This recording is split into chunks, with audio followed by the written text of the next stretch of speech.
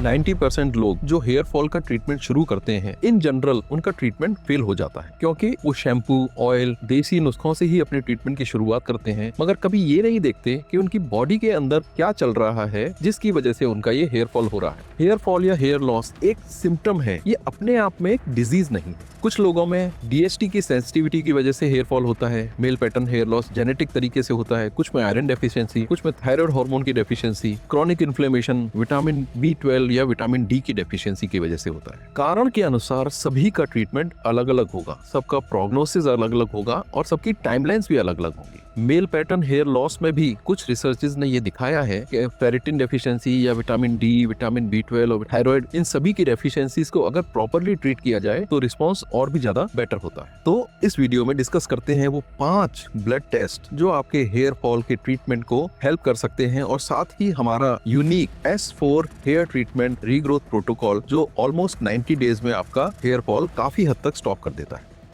मोटे तौर पर हेयर लॉस को हम 2 कैटेगरीज में डिवाइड करते हैं। पहली कैटेगरी वो है जो क्रैश डाइटिंग कर रही है, फिट रहने के लिए न्यूट्रिशनल डेफिशिएंसीज जिनके शरीर के अंदर बहुत ज्यादा हो रही हैं, कैलोरी डेफिसिट डाइट लेते हैं जिसकी वजह से उनको iron, thyroid, vitamin B12, vitamin D, इन सब की इनसफिशिएंसी या इम्बैलेंस हो जाता है। हेयर एज सच डीएसटी के लिए सेंसिटिव नहीं होता है, मगर न्यूट्रिशनल डेफिशिएंसीज की वजह से हेयर का फॉल हो जाता है। दूसरी कैटेगरी है जो डीएसटी ड्रिवन है, 5-डाइहाइड्रोटेस्टोस्टेरोन। अगर आपके अंदर मेल पैटर्न बॉल्डनेस या फीमेल पैटर्न बॉल्डनेस के जीन्स हैं और आपका डीएसटी से आपका फॉलिकल सेंसिटिव है, तो ये एक तरह से थोड़ी दूसरी कैटेगरी हो गई हेयर फॉल की, जिसमें हमें उसी ट्रीटमेंट को फोकस करना पड़ेगा जो डीएसटी की तरफ ही टारगेटेड है। और अगर हम डीएसटी को एड्रेस नहीं करेंगे, सिंपल न्यूट्रिशनल डेफिशिएंसीज को ही ट्रीट करते रहेंगे, तो धीरे धीरे करके वो आपका हेयर फॉलिकल श्रिंक हो जाएगा, पतला हो जाएगा। तो एक प्रॉब्लम हुई एक्सटर्नल एनवायरनमेंट की जिसमें न्यूट्रिशनल डेफिशिएंसी है, दूसरी प्रॉब्लम हुई इंटरनल डेफिशिएंसी या इंटरनल आपका इम्बैलेंस की जिसमें आपका हेयर फॉलिकल डीएसटी सेंसिटिव है। दोनों का अलग अलग ट्रीटमेंट होना चाहिए, ऑपोजिट ट्रीटमेंट किया तो इफेक्ट नहीं आएगा। फॉर एन एग्जांपल हम ये देखते हैं कि कोई एक व्यक्ति है जिसमें 80% कंपोनेंट जिसका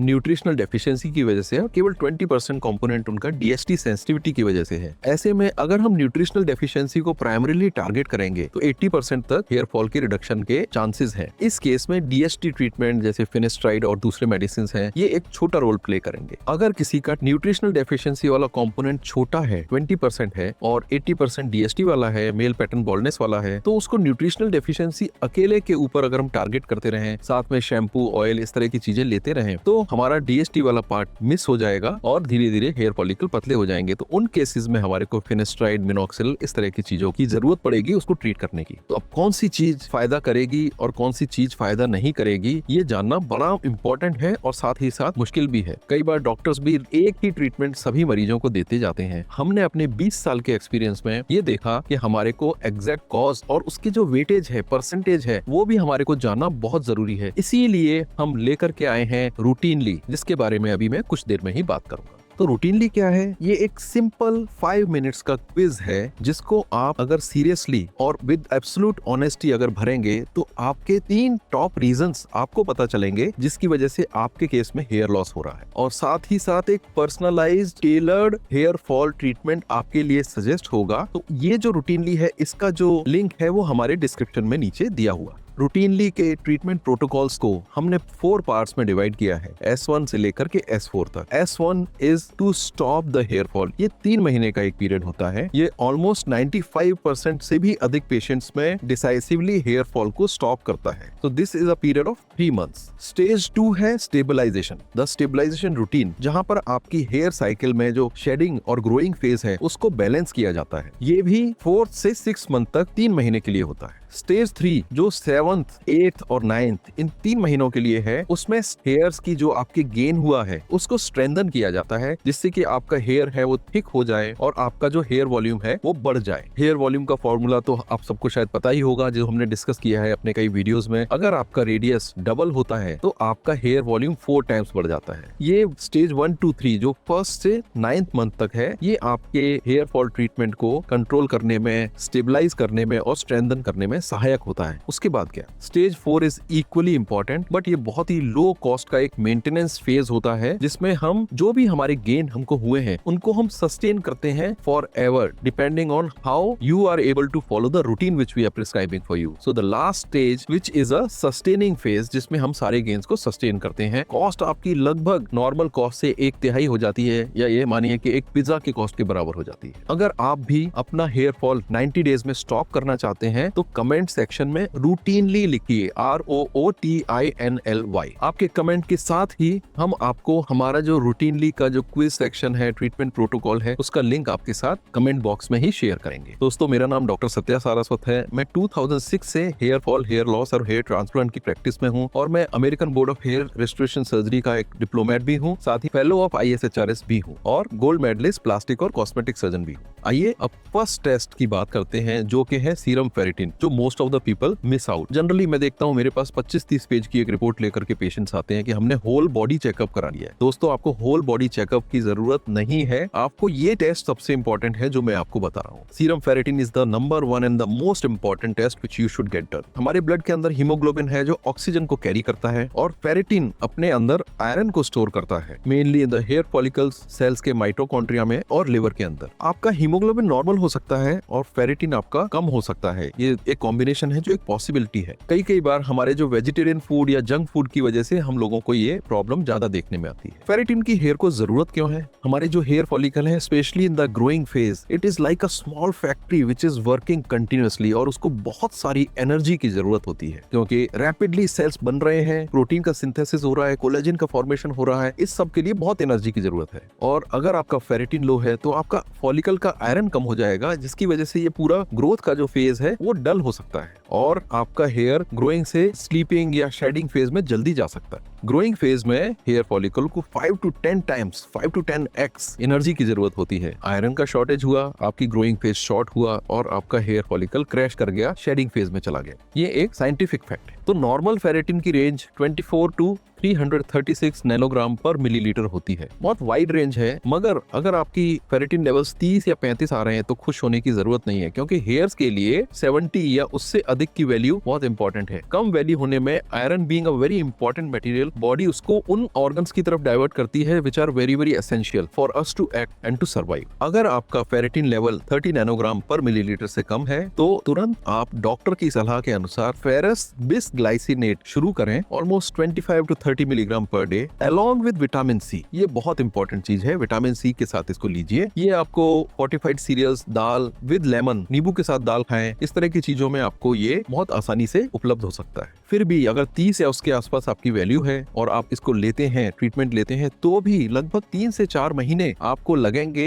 एक उस रेंज तक पहुंचने के लिए जहां से आपका फेरिटिन लेवल सफिशिएंट होंगे हेयर की ग्रोथ को बढ़ाने के लिए। तो 3-4 महीने का टाइम इसको एक्ट करने में लगेगा ही लगेगा। इसीलिए कोई भी हेयर फॉल का ट्रीटमेंट अगले दिन से काम नहीं कर सकता है। कुछ कॉमन मिस्टेक्स जो हमने अपनी प्रैक्टिस में देखी हैं, आयरन को लेना विदाउट विटामिन सी। इससे अगर विटामिन सी ना लें तो आयरन का एब्जॉर्प्शन कम हो जाता है। कई बार आयरन को आप चाय के साथ ले लेते हैं। चाय के अंदर एक टैनिन नाम का प्रोडक्ट होता है जो आयरन को बाइंड कर लेता है और बॉडी के अंदर एब्जॉर्प्शन नहीं होने देता है। ज्यादा डोज लेना भी नुकसानदायक है। अगर आप 50 मिलीग्राम या उससे ज्यादा आयरन फेरिटिन लेते हैं तो ये आपको नौशिया, वॉमिटिंग ये भी करा सकता है। आपको लग सकता है कि आप ज्यादा डोज ले रहे हैं, आपको ज्यादा फायदा होगा, बट वो उल्टा आपको नुकसान कर सकता है। इसीलिए डॉक्टर की सलाह और गाइडेंस बहुत जरूरी है। और शुरू करने के बहुत जल्दी उसको रीटेस्ट ना कराएं, क्योंकि उसको 3-4 महीने लगेंगे। तो एटलीस्ट 2 से 3 महीने का तो टाइम दें उसको अगर आपको रीटेस्ट कराना। आइए दोस्तों, अब दूसरा टेस्ट देखते हैं जो कि है विटामिन डी। हेयर फॉलिकल्स के अंदर एक VDR विटामिन डी का रिसेप्टर होता है जो कि डर्मल पेपिला के फाइब्रोब्लास्ट्स में और आउटर रूट शीथ के सेल्स में होता है। अगर हम इस VDR विटामिन डी रिसेप्टर को एक्टिवेट करेंगे तो वो एक तुरंत सिग्नल भेजता है कि एनाजन फेज में हेयर को जाना चाहिए। It signals, it commands the hairs to shift from the sleeping to the growing phase, और साथ ही ये बोलता है कि stay in this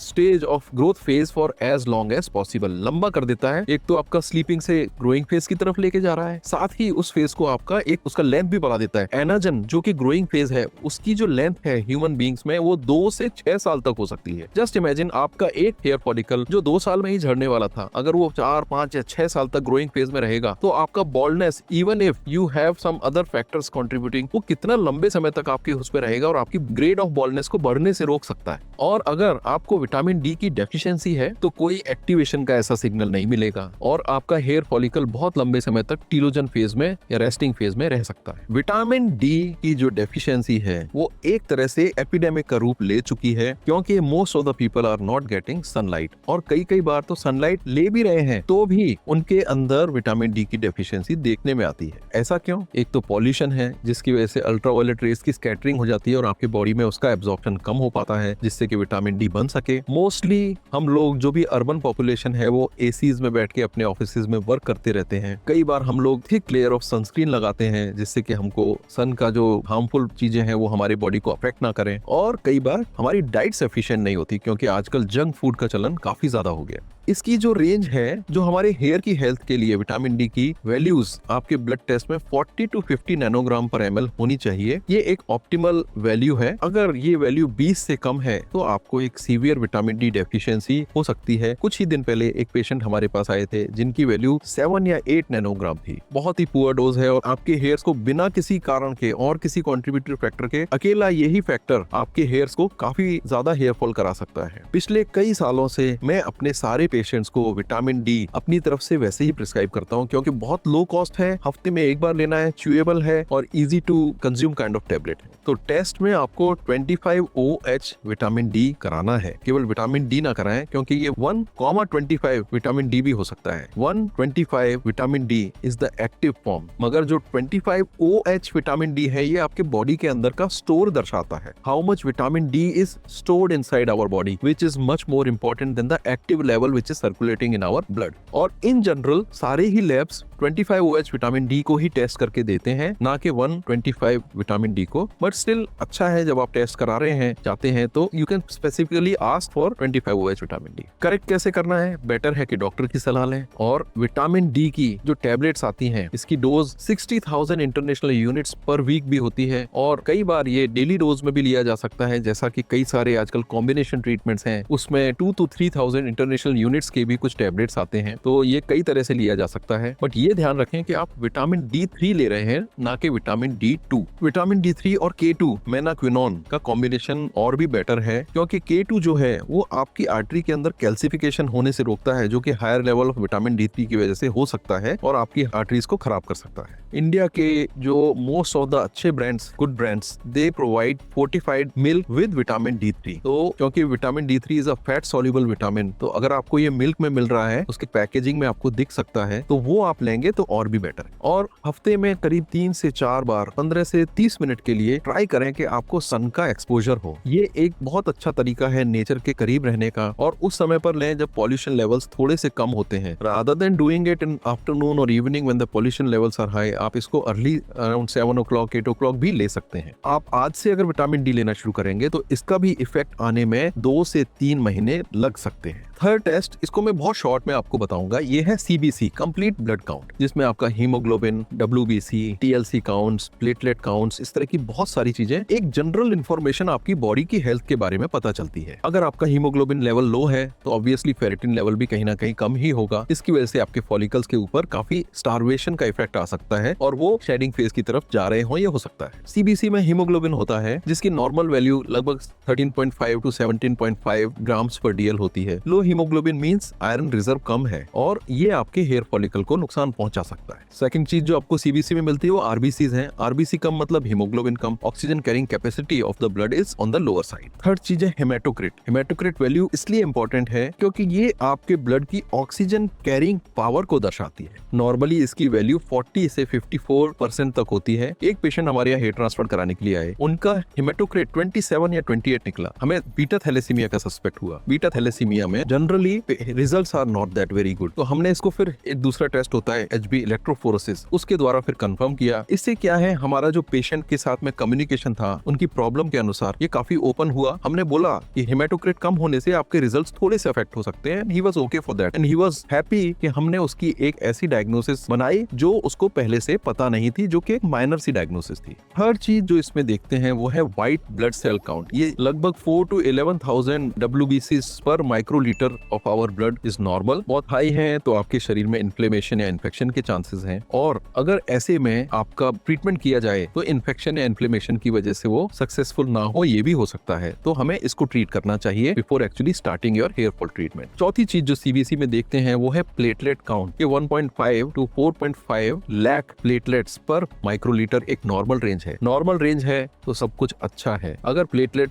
value deranged है तो इसको एक बार हमें एड्रेस करना चाहिए, क्योंकि कभी कभी ये आपके इम्यून सिस्टम की गड़बड़ को भी दर्शा सकता है। चौथा टेस्ट जो फीमेल्स में मेल से ज्यादा इंपॉर्टेंट है वो है आपका थायराइड टेस्ट, T3 T4 और TSH। अगर आपके T3 और T4 कम है और TSH बढ़ा हुआ है तो ये आपका स्लो मेटाबॉलिज्म को दर्शा सकता है। स्लो मेटाबॉलिज्म मतलब आपका सेल डिवीजन कम, मतलब आपकी हेयर ग्रोथ कम। एक सिंपल सा फंडा है। Last but not the least, पांचवा टेस्ट बहुत ही क्रूशियल, बहुत ही इंपॉर्टेंट और mostly overlooked is our zinc level. Zinc की इंपॉर्टेंस पिछले एक दशक में डॉक्टर्स को ज्यादा अच्छे तरीके से समझ में आई है। जिंक हमारे सेल्यूलर मेटाबॉलिज्म के लिए बहुत ही इंपॉर्टेंट और इफेक्टिव चीज है। हर सेल डिवीजन में जब एक सेल से दूसरा सेल बनता है उसमें DNA के कॉपिंग मैकेनिज्म के लिए हमें हर सेल डिवीजन में जिंक की जरूरत होती है। हमारी वेजिटेरियन डाइट में कभी कभी जिंक लेवल्स हमको अवेलेबिलिटी कम हो सकती है। इसकी नॉर्मल रेंज 60 to 120 माइक्रोग्राम पर डेसीलीटर होती है। अगर 70 से नीचे आपका जिंक लेवल आ रहा है तो इसकी डेफिशिएंसी है और ये आपके हेयर फॉल को कहीं ना कहीं जरूर इम्पैक्ट करेगा, specially in females. Very important. कुछ डाइटरी सप्लीमेंट्स जैसे कि चिकपीस,